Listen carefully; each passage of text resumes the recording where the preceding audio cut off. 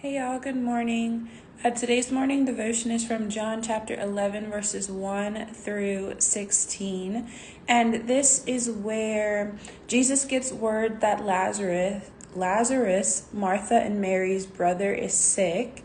And there's a whole lot going on. Eventually, Jesus decides to go to see about Lazarus. But there are so many different things going on, and that's really what my devotion this morning focused on, is like all of the intricacies of what we think may be simple but is really complex, because very rarely or most often the things that are happening are not just one dimensional. There's not just an our point of view. There's usually some other things going on, and here we see that there's so much going on and that Jesus is aware of all of these different factors.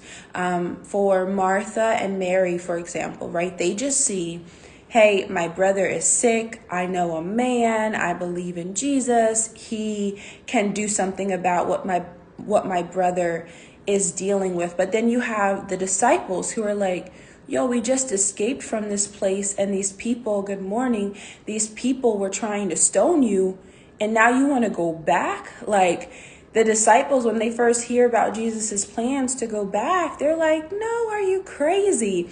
And then Jesus lets them know about the condition of Lazarus, right? Like, Jesus, God knows about all of the details of the things that are happening in life, and we only know what he allows us to know. We only know, or we're only aware of what God decides to tell us and what God decides to show us.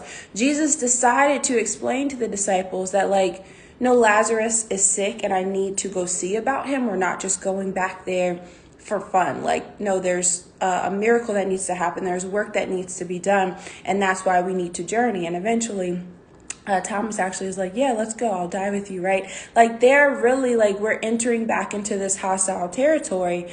And Jesus still, like, there's still more going on in the situation, because Jesus hears word that Lazarus is sick and then stays where he is. Because Jesus is like, okay, no, the situation is not bad enough for God to get all of the glory, for people to really see and to really understand just who I am and who my Father is. And Jesus knows that he has to wait a little bit so that the situation cannot just help and heal Lazarus in this moment, cannot just comfort Martha and Mary, cannot just allow the disciples to have an opportunity to display a little bit more courage and confidence and faith, but this is an opportunity for their lives to be changed forever, for people to believe in Jesus so that they can have eternal life. Jesus is thinking of a bigger picture here, of an opportunity for God's glory to be seen in a way that it would not be able to be realized had he went right then and there when he heard the news. So there are so many different things going on and so many different perspectives and points of view. And I want us to understand and really remember that that's the same for our life. Like, there might be something for us that seems so severe and that something that seems so serious. And we're wondering, like, God, why haven't you done anything about this yet? Or God, what are you doing? I prayed about this forever ago and I've yet to see an answer. But I want to encourage us that God always has more than one thing going on. And he's aware of more than just our situation. And God is always going to work every situation that we have and that the lives of believers have for the greater good, not just for our good, for our good, yes, but also for his good, that others may be saved, that others may know him and be able to come to him through how he is moving and working in our lives and in the world. I think that one of the greatest things, or I guess greatest encouragements that I got from my devotion this morning is that, like, Jesus knew he could heal. Okay, yes. Jesus knew, others knew. Jesus knew he could raise someone from the dead. Right? Jesus knew for him, death was not the end. Martha and Mary, no, they may not have known that yet. The disciples, they may not have realized that yet, right? And there are things that perhaps we are unaware of, that God knows he can do, that God knows he can handle. So for us, we're not even considering all of the possibilities because we don't even really fully understand all of what God can do, right? We don't know the unimaginable, right? We don't know the unthinkable, but God does. And that's what he bases his decision, and that's what he bases his working in and what he's doing off of. Not our knowledge, not what we're aware of, but what he knows about himself. And to me, that was really encouraging, because it's like some stuff in life we may want, or we may expect, or we may be having faith for, and it's like I'm thinking from this perspective, and I'm understanding, and I'm expecting God to come through in a way that makes sense to me, right? In a way that I can foresee, in a way that I can understand. But God is like, nah, I got something even better planned. Like, don't even worry about that. And we could save ourselves so much worry by just trusting that God, no matter what, no matter how it looks, will be working it out for our good, that he sees us in our situation. He knows he is coming, maybe not how we want or when we want, but he will come to help us out and to allow us to have life, and a life that's even greater beyond our imagination.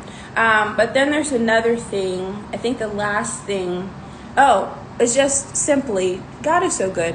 How Jesus is willing. Like, they did try to stone him before when they were there last. Yep. And Jesus is going back to that place. And that's because, like, God is always willing to go face off with the enemy on our behalf. Like, the enemy does not deter him. He's God, right? Jesus is like, listen, it's still daytime, meaning like it's not time for Jesus to be succumbed by darkness. It's not time for the darkness to have its way, his way in Jesus's life. Jesus is like, I'm good.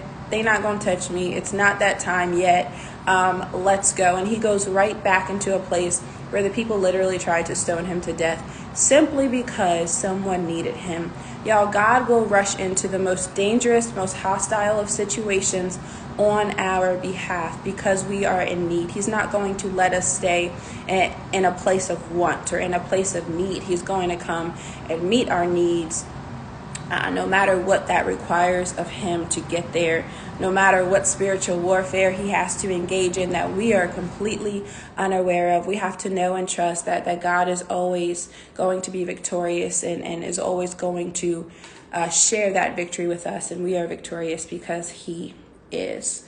So yeah, things are always more complex than they seem. Thank God, like, we don't have to bear that burden of figuring out all of these intricacies and how all of it fits together. That's for God to do. He's got that fully under control. We just need to trust that he is going to work all things out in his timing for not only our good, but also for his will. So yeah, be encouraged. God sees whatever you're going through. Just trust him and be open to the unimaginable. Be open to God performing a miracle in your life, just like he did here for Lazarus, Martha, and Mary. And that allowed faith to just like skyrocket. So yeah, have a great day, you guys.